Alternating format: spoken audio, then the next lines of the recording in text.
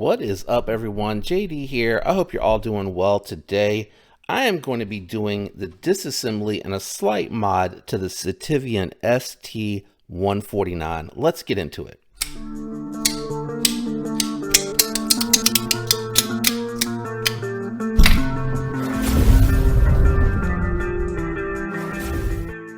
So what you should be able to get out of today is just a simple disassembly and maintenance for this knife. My complaint though is that the lock bar access is horrendous. So I'm just going to be using a Dremel to kind of curve this out a little bit more so I have access to it. No matter how you try to go in, it is just horrendous access. And also not a big fan of how roughed up and textured it feels.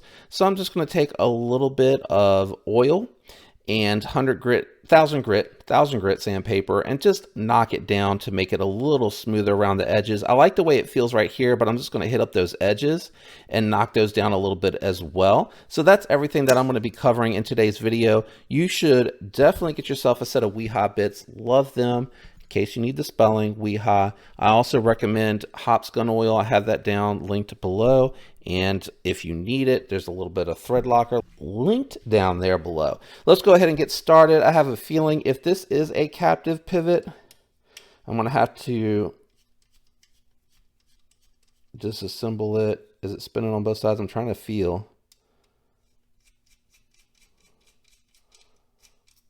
No, it's taken apart. So depending on how the D shape is, because I prefer to disassemble from the liner lock side, it's easier than it is to try to fight the blade taking it apart from the other side.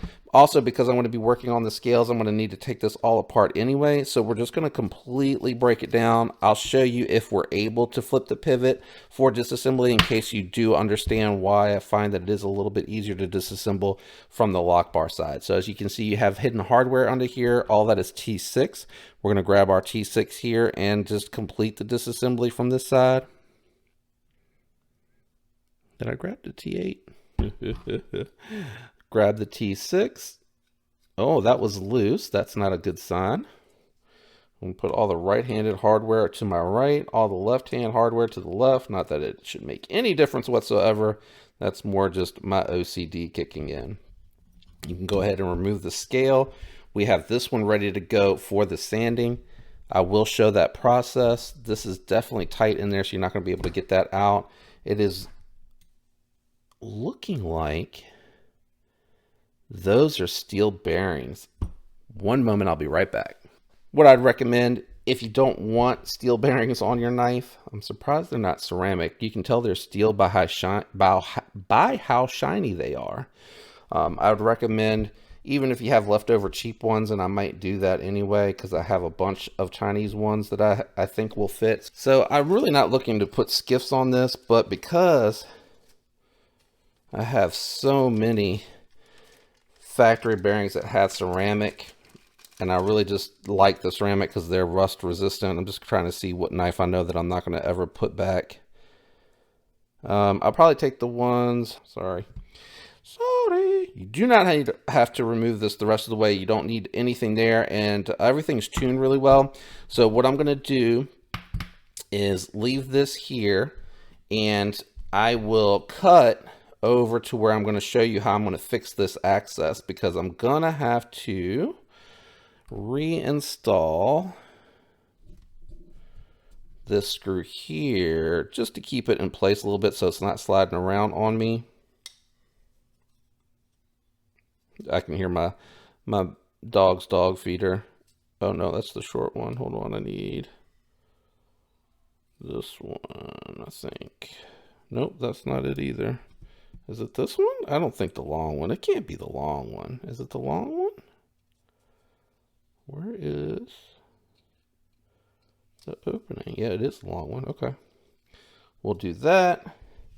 And for the fix, actually, no, this is the show side. So this will be going back in here anyway. So this is going to keep it from moving around on me. I'm going to head on over and use the Dremel, and I'll show you the results when I come back. What I'm going to be doing is I'm hoping to get rid of this entire section right there. So we will be back. That'll be my marker, so I don't have to reset up the video, and I can show you everything that I've done. Be right back. All right, we are back. I did knock it down a little bit there. I didn't cool it properly enough, so it did burn up a little bit. That is my fault. I thought what I was using was going to be enough, but it was not. So what I'm going to do now is just put a little bit of oil down all over the scale, because this is going to be really easy to knock down. So once the oil's on there good, I'm going to dry my fingers off so I can grip the sandpaper. And just going to take 1,000 grit. Not going to do this over the camera because I don't want to get it all over my nasserole. And then just go around and lightly sand up the edges. That should get rid of all of the roughness that I'm feeling from the edges. And just make sure you keep an eye on your oil and that you are checking it every so often so it doesn't get too dry. But I'm going to dry this off here in a second, and we'll compare how it looks next to the other scale that has the fibers on it still, and we should see a difference. At least I'm hoping we will,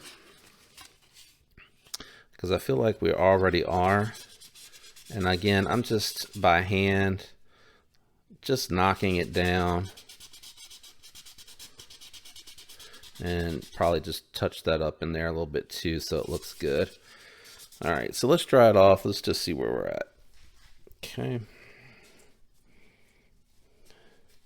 It is going to darken the micarta up a little bit, and the mineral oil is good for the fibers. Take good care of it. So hopefully you'll see there the fibers that were on the edge that are sticking up here, that are sawing into you, are gone.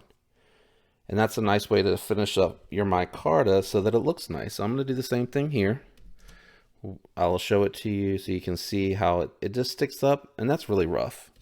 And I probably would do that if this was a nicer knife, but again, this is a $30 knife that I'm modifying and showing the disassembly process for you who will benefit from this, but also just, you know, for content.